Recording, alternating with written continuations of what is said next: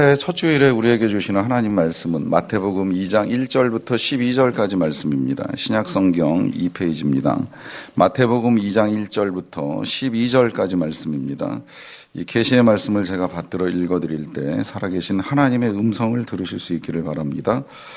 헤롯 왕 때에 예수께서 유대 베들레헴에서 나심에 동방으로부터 박사들이 예루살렘에 이르러 말하되 유대인의 왕으로 나신 이가 어디 계시냐? 우리가 동방에서 그의 별을 보고 그에게 경배하러 왔노라 하니 헤롯 왕과 온 예루살렘이 듣고 소동한지라.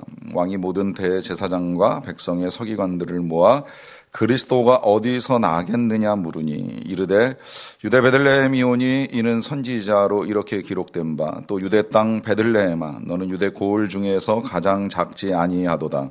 네게서 한 다스리는 자가 나와서 내 백성 이스라엘의 목자가 되리라 하였음이니이다.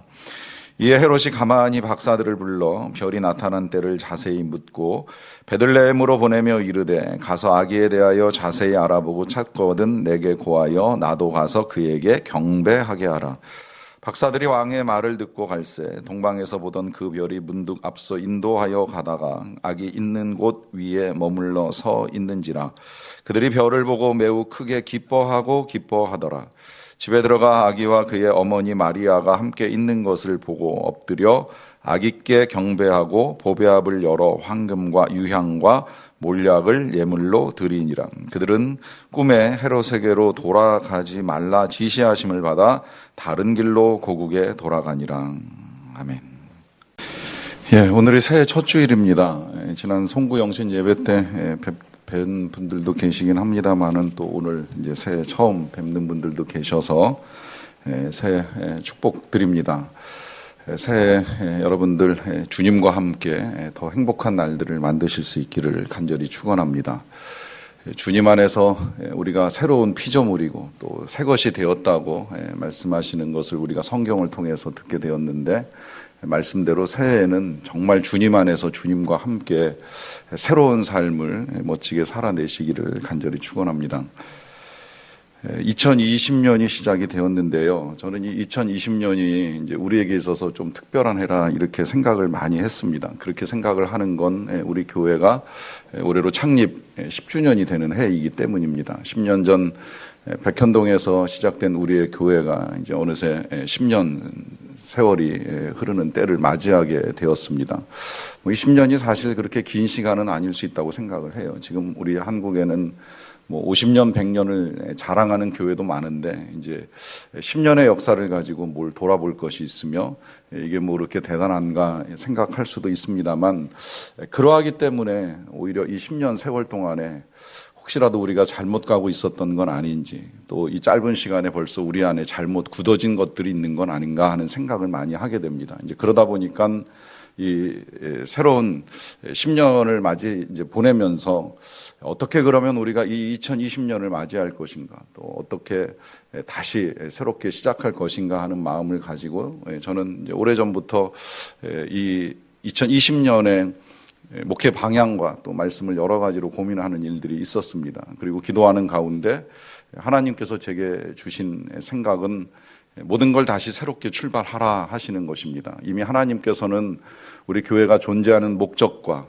또 우리 교회가 추구해야 될 비전과 사명 그리고 소중하게 여겨야 될 가치가 무엇인지를 교회가 만들어질 때부터 알려주시는 일이 있었습니다.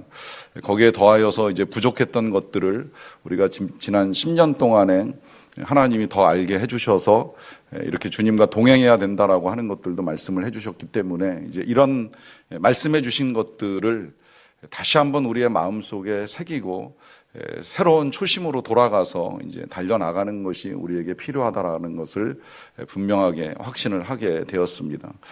그래서 지난 3일 동안 신년 특별 새벽 기도회는 우리에게 주신 비전 중에 한 가지인 교회를 세우는 교회라고 하는 주제를 가지고 우리가 함께 섬기고 협력하는 이제 교회 목사님들을 모셔서 그 교회 상황들에 대한 말씀을 함께 들으면서 은혜를 나누는 일이 있었습니다. 또 함께 기도하는 일들을 하였고요.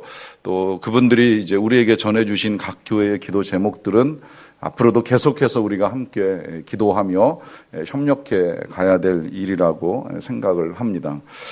이제 오늘부터는 또 4주간에 걸쳐서 하나님이 우리 교회가 세워질 때 우리에게 주셨던 교회의 존재 목적, 이것이 무엇인가 하는 것을 다시 한번 이제 확인하는 일을 하게 될 텐데요. 그 이유는 분명합니다. 어떠한 존재도 본래 만들어진 그 목적대로 사용되지 못하면 이것이 문제가 심각하기 때문입니다. 우리는 이제 거의 대부분의 사람들이 다 전화기를 가지고 살아갑니다. 이 전화기가 원래 처음에 만들어진 목적은 멀리 있는 사람과 연결해서 목소리를 주고받고 소식을 주고받고 통화를 하는 것이 주된 목적이었습니다. 그런데 이 전화기에 여러 가지 기능들이 추가가 된 거 아시죠? 참 생각해 보면 정말 놀랍습니다. 이게 뭐 처음에는 그냥 녹음 기능 정도 추가되는 것 같더니 카메라 기능이 담기고 거기에 테레비 기능이 담기고 거기에 전자 사전 기능이 담기고 지금은 뭐 신용카드에 이제 은행 기능까지 다 담겨서 굳이 은행을 찾아가지 않아도 전화기만 열면 전화기 안에서 뭐 입금도 하고 출금도 하고 얼마든지 이제 할 수 있는 기능들이 다 담겨 버렸어요. 뭐 제가 지금 일일이 다 설명하고 열거하지 않아도 제가 사용하는 것보다도 더 많은 기능을 전화기 안에서 사용하시는 분들이 계실 거라고 생각을 합니다. 여기 뭐 심지어 지금 성경책까지 담겨 가지고 이제 굳이 우리가 이 무거운 성경책 들고 교회에 오지 않아도 전화기만 꺼내서 열면 얼마든지 찬송을 부를 수도 있고 또 성경을 읽을 수도 있는 이제 그런 기능까지 다 전화기에 담겨 있습니다. 그런데 이 전화기에 아무리 수없이 많은 기능들이 담긴다고 하더라도 통화를 할 수 없다고 생각을 해보세요. 연락이 안 되는 전화기라고 생각을 해보세요. 그 전화기를 들고 다닐 사람이 어디 있겠습니까? 뭐 필요하다면 장난감으로 사용을 할 수 있겠다 생각할지는 모릅니다만은 이미 통화의 기능을 잃어버린 전화기라고 한다면 아무리 비싸고 아무리 좋아도 이건 수리점에 맡기거나 아니면 폐기되어야 할 수밖에 없다라고 하는 것이죠.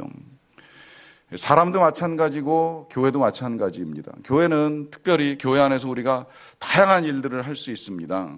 뭐 가르치는 일도 하고 도와주는 일도 하고 또 우리가 함께 모여서 서로 교제하는 일도 합니다. 그런데 교회의 존재 목적은 그런 것들이 아니라고 하는 거예요. 그런 것들을 할 수도 있지만 그런 것들을 하는 근본적인 이유가 무엇이냐 하는 것이죠. 또 교회뿐만이 아니라 이제 우리 각 개인에게로 돌아와서 우리 개인이 존재하는 목적은 무엇인가 하는 질문을 해보는 겁니다. 이걸 쉽게 이렇게 질문을 해봅니다. 왜 사십니까? 살아가는 목적, 살아가는 이유가 무엇입니까? 여러분, 누군가 여러분들께 왜 사십니까? 라고 질문하면 어떻게 대답하시겠습니까? 제가 근간에 몇몇 분들과 복음을 나누면서 이 질문을 처음에 이제 나누게 되는 일이 있었습니다. 왜 사세요? 왜 사십니까? 질문을 드렸어요. 이런 답변을 들었습니다. 태어났으니까 삽니다. 살고 있으니까 삽니다. 숨 쉬니까 삽니다. 뭐 틀린 답은 아니라고 생각을 합니다. 태어났으니까 사는 동안에 살다가 숨이 끊어지면 이제 사는 걸 멈추겠지요. 그런데 하나님께서 우리를 이 땅에 태어나게 하실 때에 적당히 숨 쉬면서 잘 살다가 내가 숨 거둘 때 나한테로 와라. 이런 목적을 가지고 우리를 지으시지는 않으셨다는 것이죠. 하나님께서 이 땅에 교회를 세우실 때 그래 너희들끼리 잘 가르치고 도와주고 또 교제하고 즐겁게 살다가 와라 하신 뜻에서 교회를 세우신 것도 아니라고 하는 것입니다. 우리 하나님께서 우리를 지으실 때에나 더 나아가서 우리를 그리스도 안에서 새로운 피조물이 되게 하실 때에나 이 피조물들이 모여가지고 교회를 이루고 교회를 만들어 갈 때에나 하나님께서 우리를 존재하게 하신 목적은 분명합니다. 그건 성경 이사야서 43장 21절에 이렇게 우리에게 알려주고 있습니다. 같이 한번 읽어보면 더 좋을 것 같아요. 함께 읽겠습니다. 시작. 이 백성은 내가 나를 위하여 지었나니 나를 찬송하게 하려 함이니라. 여기 하나님께서 우리를 지으신 목적이 있고 우리가 존재하는 이유가 있습니다. 그것은 하나님을 찬송하는 겁니다. 하나님을 찬송하도록 우리를 지으셨습니다. 이걸 이제 사람들이 하지 못하다 보니까 하나님이 다시 그리스도 안에서 우리를 새로운 피조물이 되게 하심으로 말미암아 그 새로운 피조물에게 하나님께서 원하시는 건 하나님을 찬송하는 일을 하게 하시는 것입니다. 문제는 이 찬송이라고 하는 것이 그냥 이 예배 자리에 나와서 보통은 한 4번의 노래를 부르는 것, 거기에 이제 우리 찬양대가 한 곡을 더해줘서 찬양대는 찬양을 하고 우리는 그 찬양을 듣고 하나님께 영광을 올려드리는 것으로 찬송하는 것이다, 이렇게 생각을 하시면 안 됩니다.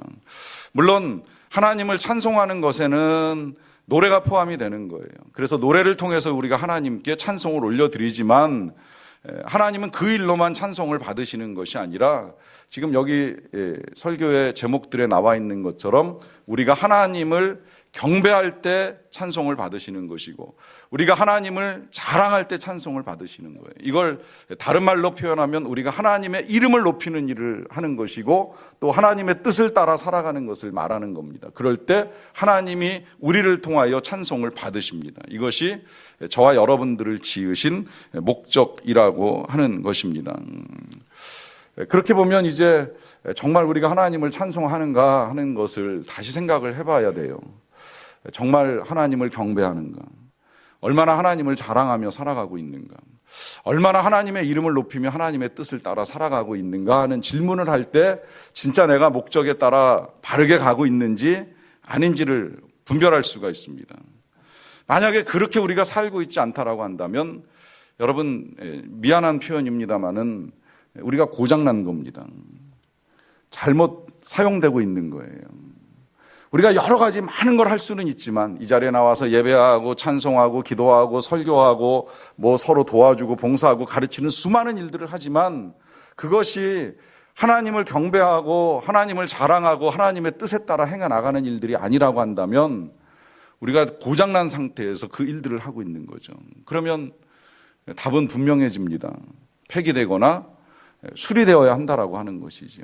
그래야 우리가 다시 본래의 존재 목적대로 사용되는 하나님의 백성들이 되기 때문입니다. 성탄절이 지난 지가 생각보다 오래되진 않았어요. 한 열흘 남짓 됐습니다. 그런데 모르겠어요. 여러분들은 어떠신지요? 좀 아득한 느낌이 납니다. 성탄절 지난 지 꽤 된 것 같아요. 이제 왜 그런가 생각을 해보면 이 성탄절이 지나면서 크리스마스 트리가 치워집니다.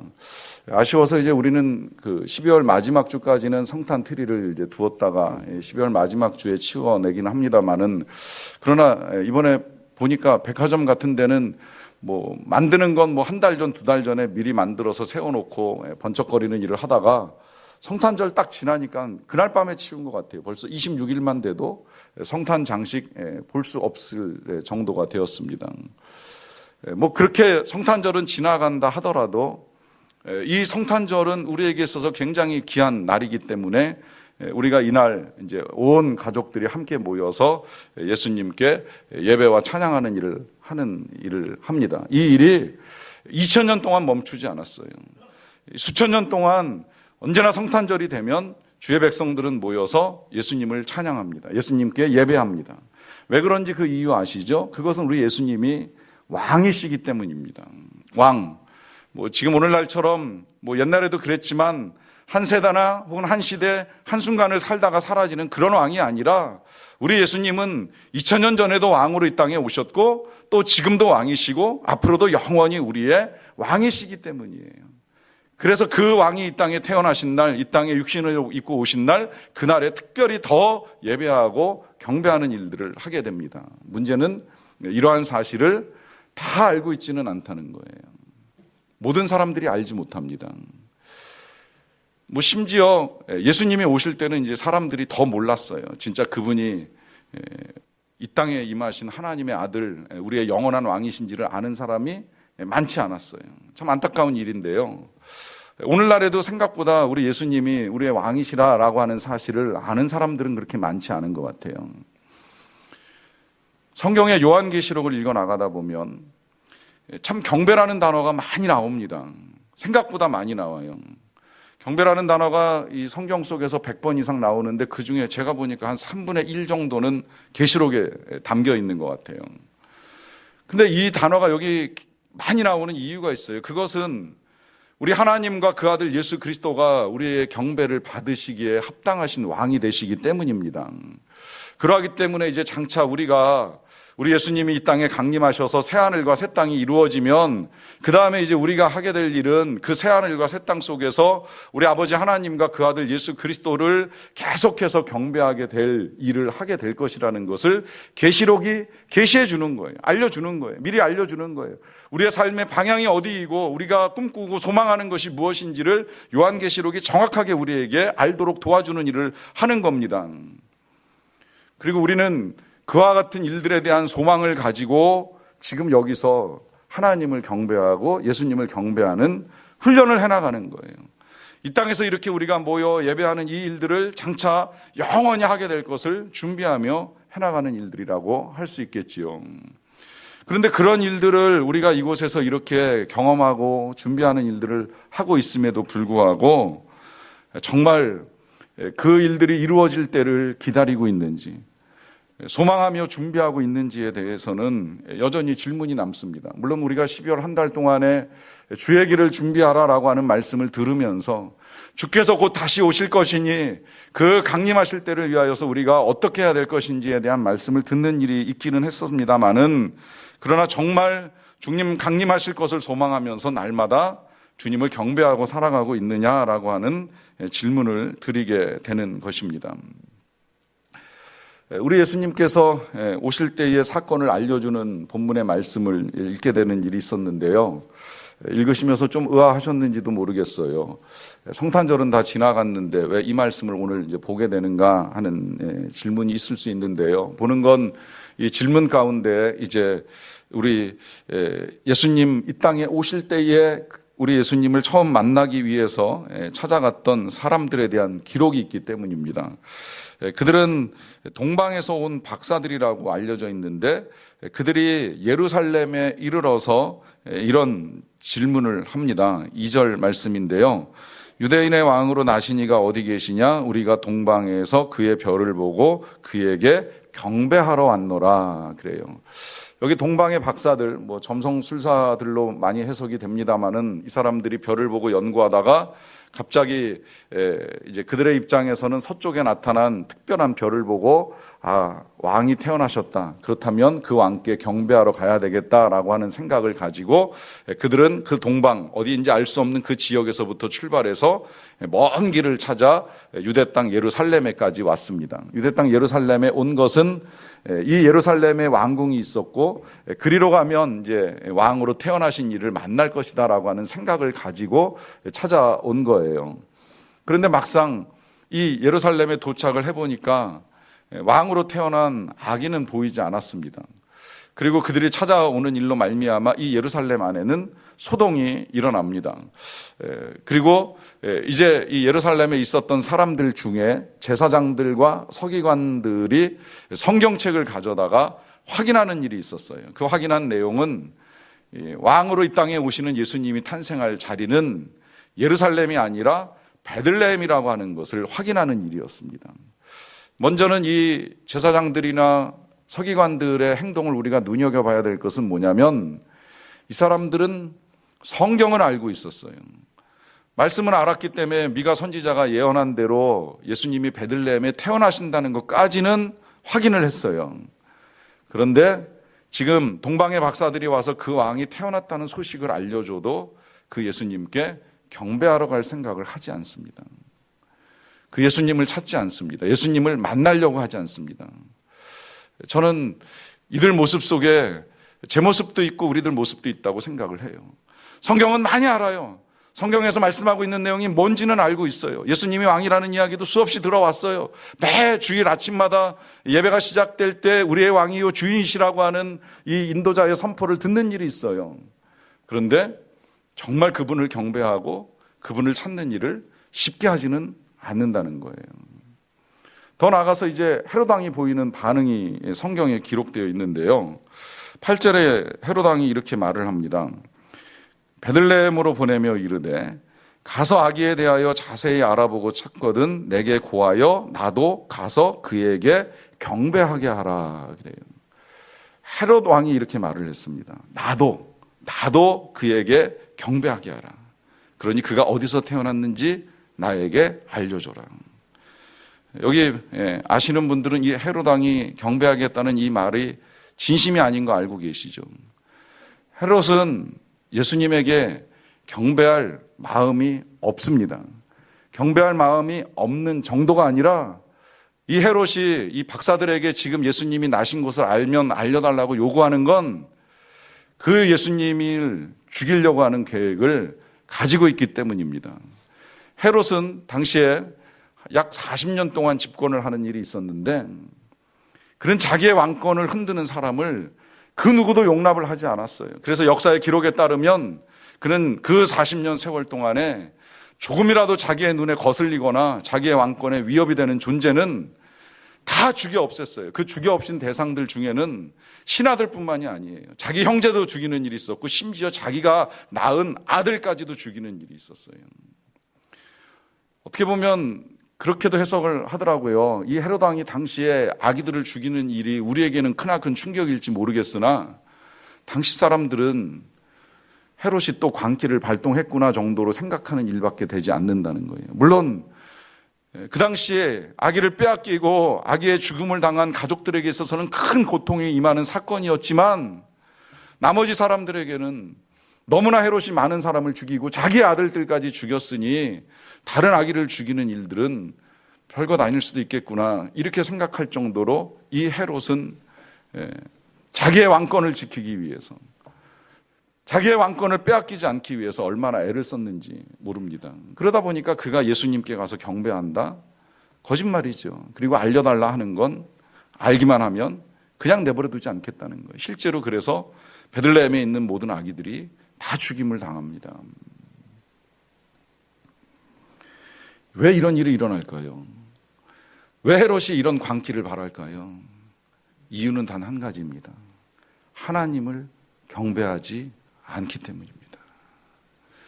그는 예루살렘에 살았고 유대인이었고 제사장들과 친밀한 관계도 있었고 때를 따라 제사를 드리는 일도 있었지만 하나님을 경배하지는 않았던 거예요. 그러면 어떤 일이 일어나는지 아시죠?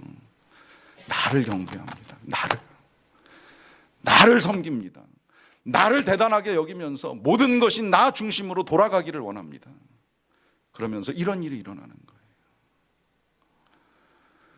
성경은 십계명을 통해서 우리에게 제일 먼저 가르쳐 주는 것이 하나님께서 나 위에 다른 신을 두지 말라 그러셨어요. 다른 신을 두지 말라. 다른 신을 섬기지 말라는 거예요. 오직 하나님만 경배하라는 거예요. 근데 그 다음 이어지는 계명 2절에서는 이렇게 말씀을 하십니다. 너는 너를 위하여 우상을 만들지 말아라. 위로 하늘에 있는 것이나 아래로 땅에 있는 것이나 그 어떤 것에 우상도 만들지 말고 그것을 섬기지도 말고 절하지 말라 그래요. 왜 이렇게 말씀하시는지 이유는 너무나 분명합니다. 하나님을 섬기지 않으면 다른 신을 섬기게 되어 있고 다른 신을 섬기게 되면 반드시 우상을 만듭니다. 그래서 지금도 하나님을 섬기지 않는 사람들은 수없이 많은 우상들을 만들어 놓고 섬겨요. 우리는 진짜 교회만 다니니까 이걸 잘 못 보는데 교회 밖에 벗어나 봐요. 얼마나 많은 사람들이 우상을 섬기고 있는지를 볼 수 있잖아요. 그런데 그런 생각이 들었어요. 그래도 그건 눈에 보이기나 하니까 우상인 줄 알지. 물론 우상을 섬기는 사람들은 그거 아무리 가르쳐줘도 몰라요.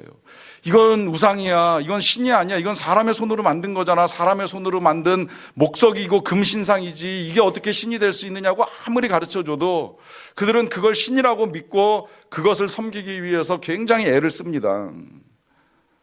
그런데 우리는 여기까지는 아는데 문제는 뭐냐면 보이지 아니하는 우상이 지금 우리 안에 얼마나 많이 만들어지고 있는지를 잘 모르고 살아가는 거예요. 그 보이지 아니하는 우상 가운데 한 가지가 뭐냐면 바로 이 헤롯이 지금 여기서 보여주고 있는 그 권력에 대한 왕권에 대한 집착입니다. 자신의 삶이 흔들릴 것에 대한 그 불안감이 그의 우상이 되어서 그는 그것을 지키기 위해서 그것을 섬기기 위해서 이와 같은 일들을 벌이고 있는 거예요. 근데 그런 모습이 헤롯에게만 있는 것일까요? 팀 켈러 목사님이 쓰신 책 가운데 이런 제목의 책이 있어요.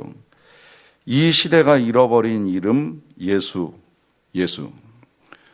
제목을 기억하시면 좋을 것 같아요. 이 시대가 잃어버린 이름 예수. 이 책의 여러 챕터 중에 이런 챕터가 있습니다. 내 속에 날뛰는 헤롯이 물러나야 한다. 내 속에 날뛰는 헤롯이 물러나야 된다. 왜 이렇게 말씀하시는지 책의 내용을 제가 조금 인용해 드리겠습니다.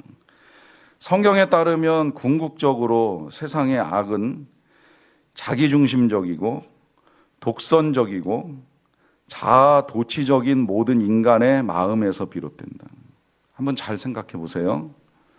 혹시 자기중심적이거나 독선적이거나 자아도취에 빠져 있으신지. 우리는 다 세상이 나와 내 필요와 갈망을 중심으로 돌아가기를 원한다. 정말 그렇더라고요. 저도 그럴 때가 많더라고요. 이 세상이 나와 내 필요와 내 갈망을 중심으로 돌아가지 않으면 답답하거나 화가 날 때가 있어요. 요컨대 만인의 마음속에 작은 헤롯 왕이 있어서 자신이 지배하려고 하고 무엇이든 자기의 주권과 기호를 침해할 만한 것에는 위협을 느낀다. 우리는 다 자기 영혼의 선장이요 자기 운명의 주인이 되기를 원한다. 인정하십니까? 그래서 하나님께 나와서 예배를 드리기는 하지만 결국 이 예배 가운데에서도 우리는 우리의 입속에 마음이 가 있다고까지 말씀을 하세요.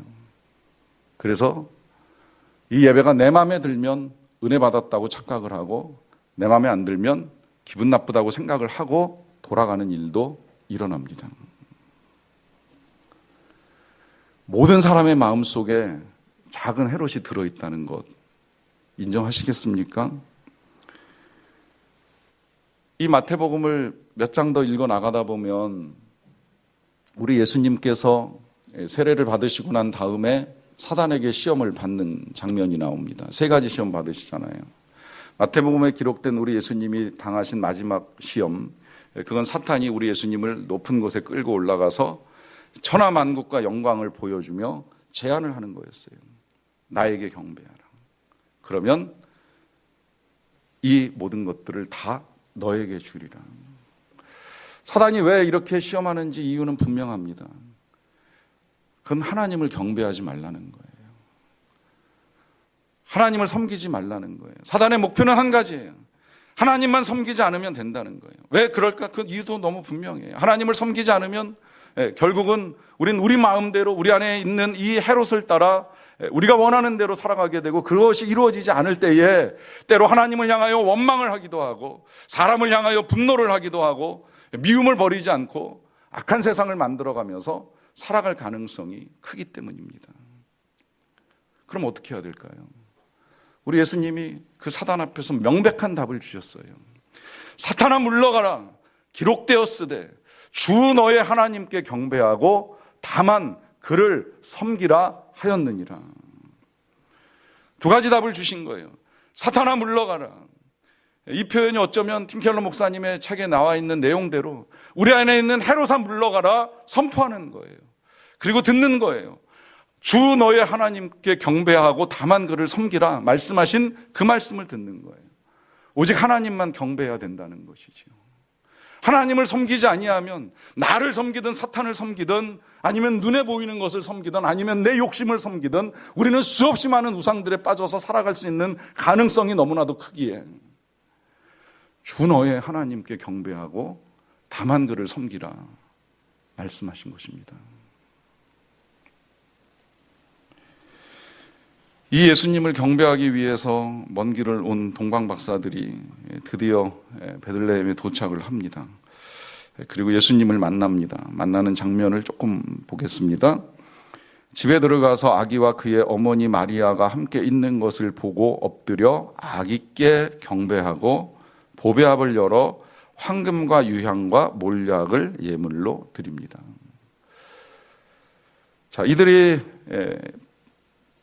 별이 베들레헴 위에 멈춰지는 것을 보면서 굉장히 크게 기뻐하고 기뻐했습니다. 그리고 들어가서 이제 우리 예수님을 만나서 분명하게 경배를 드리고 또 예물을 드렸어요.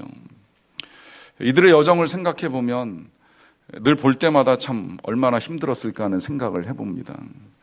이들은 별을 보고 베들레헴까지 이르른 사람들입니다.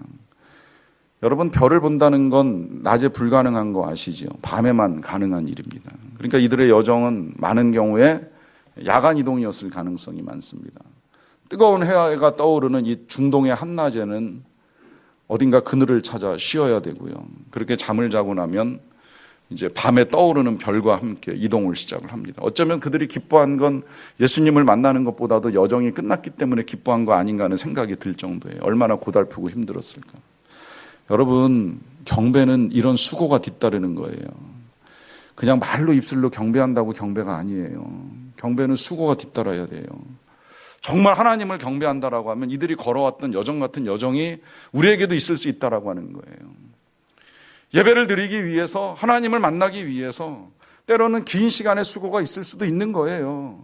그리고 그 수고 가운데는 정말 낮밤이 뒤바뀐 것 같은 이런 삶도 우리에게 필요한 거예요. 이걸 오늘날 우리 보고 살라 그러면 뭐 낮에 잠자고 밤에 예배드리라는 것이 아니잖아요. 세상 사람들이 살아가는 방식하고는 다른 방식의 삶이 필요하다는 거예요. 예수님을 만날 일이 없다라고 한다면 낮에 이동하고 밤에 쉬는 게 맞지만, 예수님을 만나기 원하고 예수님을 경배하기 원하면 때로는 남들이 가지 않는 길로, 남들이 가지 않는 방식으로 살아가는 삶이 우리에게 필요하다는 거예요. 세상의 가치관을 따라 살아가는 것이 아니라 수많은 사람들이 다 그렇게 살아가니까 나도 그렇게 살아가겠다고 사는 것이 아니라, 좀 길이 좁아도, 좀 길이 힘들어도, 좀 앞이 보이지 않고 답답해도 말씀 같은 별이 우리를 인도하시는 대로 그 말씀 따라 살아가는 그 삶이 우리에게 필요합니다.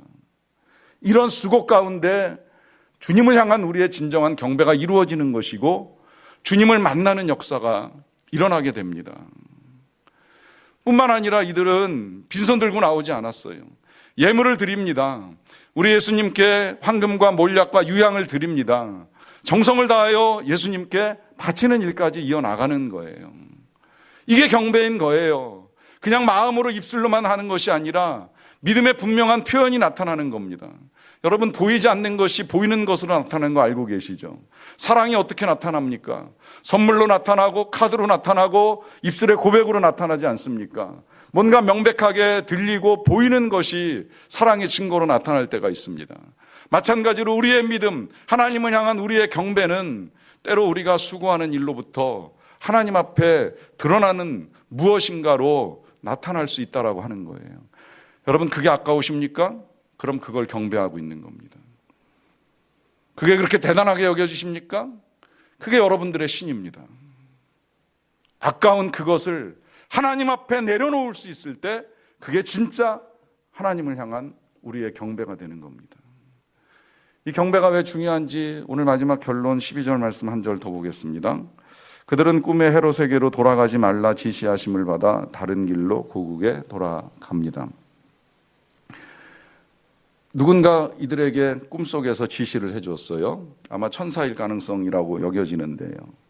왜 가르쳐 주는지 이유가 분명합니다. 그들은 지금 헤롯이 어떤 마음인지를 모르고 있습니다. 헤롯이 경배하겠다라고 하는 말만 듣고 왔기 때문에 빨리 가서 예루살렘에 있는 헤롯에게 왕이 진짜 나셨다, 우리가 보니까 왕이 맞더라, 악이지만 그분을 우리가 경배하고 예물 드리고 돌아온 중이다, 이렇게 말할 가능성이 굉장히 높아졌습니다. 그런데 이 일이 얼마나 위험한지 아시죠? 이 일은 이제 예수님도 죽임을 당하실 수 있는 일이 될 수 있고, 또 그렇게 말을 전해준 이 동방 박사들의 운명도 어찌 될지 모르는 일이 되는 겁니다. 예수님을 왕이라고 믿고 경배했기 때문에 헤롯은 그 사실을 받아들이기 힘들어서 아마 예수님이 탄생한 자리만 확인하고 나면 동방 박사들도 죽였을 가능성이 굉장히 높지요. 그러는 상황 속에 이 모든 것을 알고 계시는 하나님께서 천사를 통해 이들의 꿈속에 지시를 하는 거예요. 그래서 헤롯 만나지 말고 다른 길로 돌아서 원래 살던 곳으로 돌아가라 하십니다. 여기 경배의 결과, 경배 이유가 있는 거예요. 그건 하나님께서 그들에게 생명의 길을 열어주시는 거예요. 참 평안의 길을 열어주시는 거예요. 그들이 만약에 예수님을 경배하지 않았다면 어쩌면 그들은 죽음의 길로 갔을지도 몰라요. 죽음의 길이 아니라면 불안한 길로 가는 거예요. 두려운 길로 가는 거예요. 여러분, 우리가 인생을 살면서 왜 두렵고 왜 힘들고 왜 외로운지 아세요? 하나님을 경배하지 않아서 그런 거예요. 하나님을 경배하면 두렵지 않아요. 힘들지 않아요. 외로울 수도 없는 거예요. 하나님을 경배함으로 선한 하나님의 인도하심을 받는 한 해가 되시기를 간절히 축복합니다. 기도하겠습니다. 잠시라도 여러분들 마음의 고백을 하나님께 드리시기를 바랍니다. 올 한 해 어떻게 사시겠습니까? 무엇을 위해 사시겠습니까? 왜 사신다고 생각하십니까? 살아있는 목적, 존재하는 목적이 무엇입니까? 각자의 고백을 살아계신 하나님께 드리는 시간을 잠시 갖도록 하겠습니다.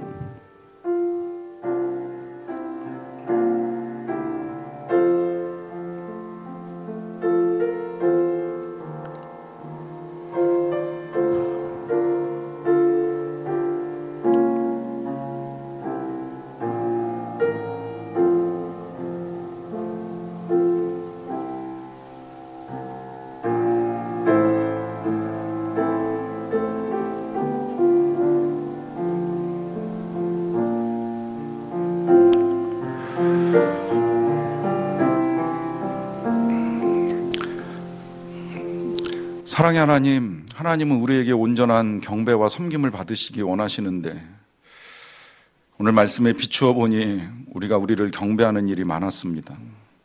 우린 여전히 내가 중요합니다. 내 마음이 중요하고 내가 원하는 것이 중요합니다.